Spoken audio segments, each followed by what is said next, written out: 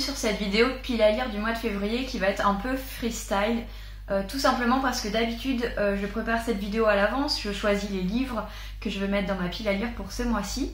Et je ne sais pas, pour le mois de février je bloque un peu, j'hésite. Il y a les challenges petits mois, petites lectures qui commencent à se mettre en place. Il y a le challenge de Alex Bouquin en Prada sur février Tapal. Et finalement je suis convaincue par aucun de ces challenges parce que aucun me semble me correspondre et correspondre à ma palle.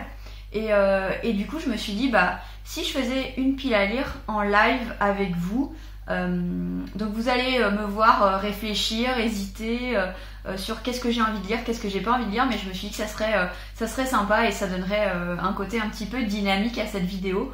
Donc j'espère que le concept vous plaira et si oui, on pourra refaire ça une autre fois, pourquoi pas. Donc évidemment j'ai quelques thèmes catégories en tête pour créer cette pile à lire, ne serait-ce que pour me donner un petit cadre quand même. Donc déjà j'aimerais choisir 5 romans et 2 lectures graphiques. C'est un petit peu challengeant honnêtement, 5 romans. Je vais voir en gros soit si je choisis un gros pavé, alors dans ces cas là je choisirai que 4 romans, mais si je choisis des romans de taille moyenne, alors j'irai jusqu'à 5 parce que c'est en général ce que j'arrive à lire en termes de nombre de pages. Je sais pas trop par quoi commencer, alors je vais commencer par les graphiques parce que je sais à peu près vers quoi je veux aller. Je me suis procuré des nouveautés en graphique au mois de janvier qui me font hyper envie, donc clairement je vais mettre dans ma pile à lire. La première BD que j'ai envie de lire, c'est la suite de Zombilenium, donc le nouveau tome, donc le tome 5. Voilà, celui-là j'ai pas vraiment à réfléchir, j'ai très envie de lire le tome 5 de Zombilenium. J'aime beaucoup cette saga, c'est de Arthur de Pin, c'est chez Dupuis, et donc on attendait la suite de Zombilenium depuis peut-être 1 an ou 2 déjà, et je suis ravie qu'il soit sorti, je l'ai acheté tout de suite, et celui-là on peut être sûr qu'il va être lu au mois de février. Ça va être une belle lecture, vraiment sympa, sous mon plaid avec mon petit chocolat chaud. Donc je réfléchis en même temps à une deuxième lecture graphique, qu'est-ce qui me ferait envie. Donc je regarde en fait ici, vous voyez c'est tout ce qui est pile à lire de manga, parce que des BD j'en ai pas des masses. Arte je suis à jour, Promise Neverland je suis à jour. Donc en fait ce qui me reste à lire c'est, j'ai 2 tomes encore de Blue Flag à lire, j'ai la suite de Isabella Bird, ou alors j'ai une nouvelle série qui s'appelle Space Brothers. Je pense que je vais mettre Blue Flag parce que j'ai commencé, j'ai beaucoup aimé au mois de janvier et j'ai envie de connaître la suite. Donc, et je vais mettre 2 tomes. Voilà, je vais mettre les 2 tomes. Donc le tome 4 qui est là et le tome 5 de Blue Flag. C'est édité chez Kurokawa et c'est de Kaito. Blue Flag, en fait on va suivre des adolescents qui sont en dernière année de lycée au début du premier tome, et on sent qu'il va y avoir un espèce de triangle amoureux. Donc quand je vous dis ça de base, je vous allez dire mais c'est pas tout ce qu'elle déteste en fait. Normalement oui, mais je dois avouer qu'en ce moment j'ai besoin d'un peu de douceur, un peu de réconfort, et Blue Flag m'apporte tout à fait ça. Je me sens enrobée dans un petit cocon et je trouve les personnages très mignons, leur amitié très mignonne, très forte, et donc j'ai envie de poursuivre. Donc il y aura pour le graphique du coup Zombilenium tome 5 et les tomes 4 et 5 de Blue Flag. Ça c'est fait. Alors maintenant on va passer à la partie qui est un peu plus difficile, ça va être un peu plus freestyle, la pile à lire des romans. Comment commencer? En fait je me suis mis un peu des thèmes comme je vous disais en tête, par exemple saga, donc poursuivre au moins une saga, des thèmes sous forme de genre. Après j'ai des livres qui me font envie en ce moment, donc je pense qu'ils vont faire partie, et je me suis dit pourquoi pas tirer un livre au hasard. Alors je vais commencer par la lecture que je dois faire dans le cadre d'une lecture commune, parce que avec mes copines, donc pas des copines de lecture mais mes amis, j'ai entre guillemets créé un espèce de book club, et donc après l'ancienne lecture commune qui était le Cirque des rêves, cette fois-ci on doit lire Le cri du colibri. Je vais vous montrer tout de suite ce livre. Donc le cri du colibri qui rentre dans cette pile à lire puisque je dois le lire pour à peu près mi-février. D'ailleurs on ne s'est pas donné de date précise, ça serait bien qu'on fasse les filles. Le cri du colibri c'est de Michel Hutt. C'est un roman, hein, c'est pas une non-fiction, mais ici on va parler de transition écologique. Donc en fait on va suivre différents personnages qui vont sûrement se rencontrer, qui sont très très différents. On a Malika, jeune fille des banlieues, Paul, ex-cadre parisien, Lionel, un trader qui perd les pédales, un vieux notaire et une jeune maman. Donc vraiment des profils très différents. Et je pense qu'on va les suivre un petit peu dans ce qui se passe au niveau de l'écologie et pourquoi pas dans une transition écologique. Ça a l'air vraiment chouette et je pense que c'est une manière sous forme de roman d'insister sur des choses le débat de l'écologie, sur les petits gestes qu'on peut faire au quotidien, sur la catastrophe imminente aussi. Donc ça m'intéresse pas mal et ça a été conseillé par donc une de mes amies et choisi par une de mes amies et je lui fais totalement confiance. Donc celui-là, il fait partie de la pile à lire obligatoire, hein, mais je suis contente de l'avoir. Je vais rajouter ici un livre qui me fait hyper envie parce que je sais que si je le mets pas maintenant, je vais regretter. C'est un livre, est-ce que vous le voyez? Non, je pense pas, je vais vous le sortir. Il s'agit de Vita Nostra. Celui-là, il est dans ma tête depuis pas mal de temps. J'avais vraiment envie de le sortir, je l'ai acheté il y a vraiment pas longtemps. Donc c'est de Marina and Sergei Diatchenko, c'est chez La Talente, maison d'édition que j'aime énormément. On est plus dans du fantastique fantasy ici que de la SF. Et apparemment on va suivre une jeune fille qui va se retrouver dans un établissement pour apprendre des choses un peu spéciales, un peu, je sais pas vraiment si c'est agent secret ou tueuse ou ce genre de choses. En tout cas, apparemment, c'est une très très belle histoire, très sombre, mais très intéressante et passionnante. Et j'ai entendu beaucoup de coups de cœur dessus, donc clairement celui-là, j'aimerais le lire au mois de février. Donc j'en suis déjà à deux romans.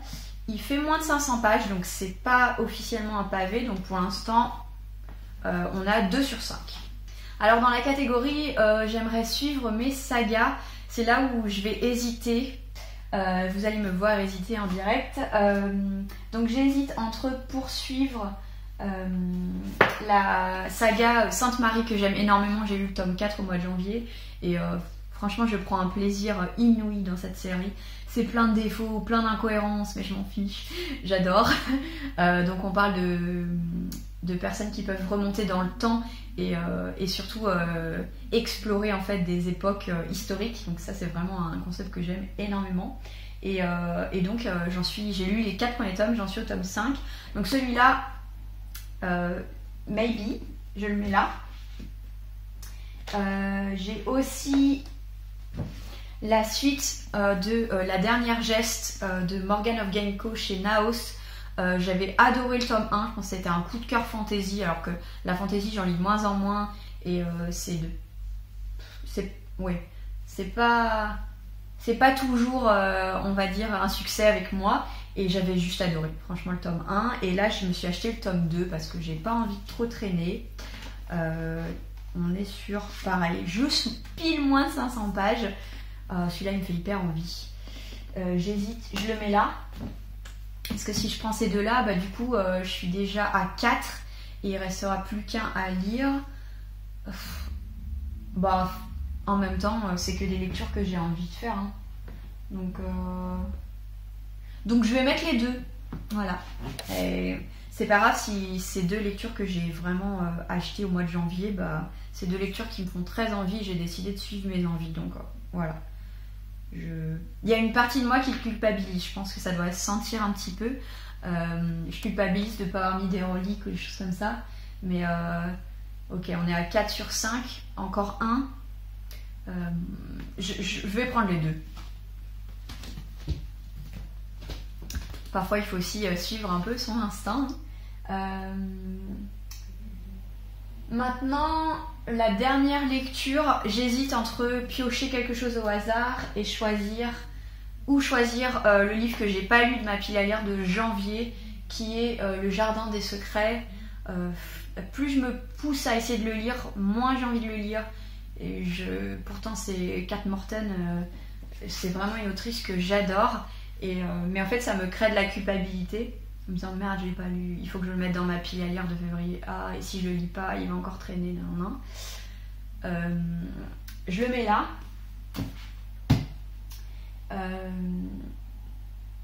Vous savez quoi, je vais tirer un livre au hasard dans ma book jar. Voilà. Et ça fera le 5e livre. Je vais en tirer 2 pour choisir un parmi les 2 parce qu'il y a des non-fictions et des choses qui sont un peu différentes des romans à l'intérieur. Et en plus, je sais que ça sera pas une nouveauté de janvier parce que je l'ai pas mis à jour depuis décembre. Donc ça veut dire que c'est forcément des livres qui datent d'avant. Après, ça veut aussi dire que ce que j'ai lu, bah, je l'ai pas enlevé de la jarre. Donc j'espère, dans ces cas-là, bah, je repiocherai. Hein. Donc je vais piocher 2 papiers. 1 et 2. Je veux dire, mais quelle prise de tête pour une pile à lire, mais bon. Je fais mon petit marché. Donc j'ai pioché 2 papiers. Donc le premier, il s'agit de L'incivilité des fantômes, qui est un livre de science-fiction qui me fait énormément envie, qui va parler aussi de racisme, de sexisme. On est dans l'espace avec les derniers survivants de la Terre qui se sont enfuis via des vaisseaux, et on retrouve encore une fois entre guillemets la femme noire qui se retrouve à faire les basses besognes dans les fins fonds du vaisseau. Donc est-ce qu'ici on va parler du sexisme, du racisme, je le pense, avec un fond de science-fiction. Celui-là me paraît pas mal. Par contre, il fait 498 pages. Donc ça passe. Moins de 500 pages, ce n'est pas un pavé. Je vais le mettre là. Et l'autre que j'ai pioché... Je pense que j'ai hyper de la chance dans ma pioche là, parce que j'ai pioché vraiment des livres qui me font hyper envie. L'autre livre que j'ai pioché, il s'agit de La mer sans étoiles de Erin Morgenstern. La mer sans étoiles, voilà, c'est le nouveau roman après Le Cirque des rêves. On attendait tous un nouveau roman. Personnellement, j'avais adoré Le Cirque des rêves, qui est un roman très d'ambiance. Hein. Le personnage principal est finalement le cirque et l'ambiance. Donc c'est particulier. Mais en tout cas, c'est un roman qui m'avait beaucoup marqué, que j'ai relu avec plaisir dans cette lecture commune avec mes amis. Donc forcément, celui-là me fait hyper envie. Je me retrouve donc avec 3 livres. Honnêtement, par rapport à ces deux-là, Le Jardin des secrets fait pas le poids. Donc il va retourner dans ma pile à lire sans pression. En tout cas, je vais essayer sans culpabilité. Et franchement, entre les deux, j'hésite vraiment. Parce que là, dans la pile à lire, j'ai un roman plutôt contemporain, écologique. J'ai un roman de fantasy. J'ai un roman fantastique avec Vita Nostra. J'ai de la SF avec les Chroniques de Sainte-Marie.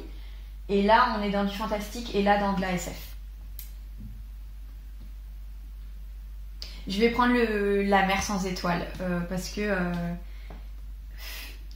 que c'est un livre que j'ai beaucoup attendu longtemps, que j'ai acheté à sa sortie, que j'ai toujours pas sorti. Et il est trop beau. Et ouais, je vais prendre La mer sans étoiles. Je vais pas pouvoir vous en dire grand chose. Au niveau du résumé, c'est édité chez Sonatine, tout simplement parce que je veux rentrer dedans sans en savoir. Elle a une plume très onirique, très particulière, qui pour moi est un peu gâchée si on sait à peu près qu'est-ce qui va se passer. Surtout qu'en général c'est assez lent, il se passe pas grand chose. Donc je me méfie des 4e où ils spoilent les 3/4 du roman directement en fait. Donc je vais mettre celui-là. Bah voilà, cette pile à lire live est à peu près terminée. Hein. Vous avez vu comment je choisis mes lectures. Franchement, ça dépend des mois. Il y a des mois où c'est très facile pour moi, des mois où c'est plus compliqué. Là, par exemple, c'était un peu plus freestyle. Bah ok, pourquoi pas. Je vais juste récapituler ce qu'on a choisi du coup. Donc en roman, on va trouver La mer sans étoiles de Erin Morgenstern. L'héritage du rail, qui est le 2e tome de La dernière geste de Morgan Orgenco. Le tome 5 de Sainte-Marie, Hier ou jamais, de Jody Taylor, c'est chez Haché Éditions. Vita Nostra, donc de Marina et Sergei Diatchenko, c'est chez La Talente. Et Le cri du colibri de Michel Hutt, et c'est aux éditions Yves Michel. Et pour les graphiques, j'ai donc choisi Zombieillennium, le dernier tome, le tome 5, et le tome 4 et 5 de Blue Flag de Kaito. Voilà pour cette sélection du mois de février, j'espère que cette vidéo un petit peu différente vous a plu, je pourrais pourquoi pas le refaire. Voilà, ça va dépendre un petit peu de comment je me sens et quel est mon mood du mois. En tout cas, n'hésitez pas à faire aussi vos piles à lire en live, en vidéo et de mettre le lien en commentaire, ça me ferait plaisir d'aller voir ça. Est-ce que vous avez lu un de ces livres? Est-ce que vous avez, je sais pas, une recommandation ou un coup de cœur pour que je commence par ce livre? N'hésitez pas à me dire également vos derniers coups de cœur en commentaire, à chaque fois je note tout et puis ça me complète ma wishlist. Sur ce, je vous fais de gros bisous et je vous dis à la prochaine pour une autre vidéo. Allez, bye!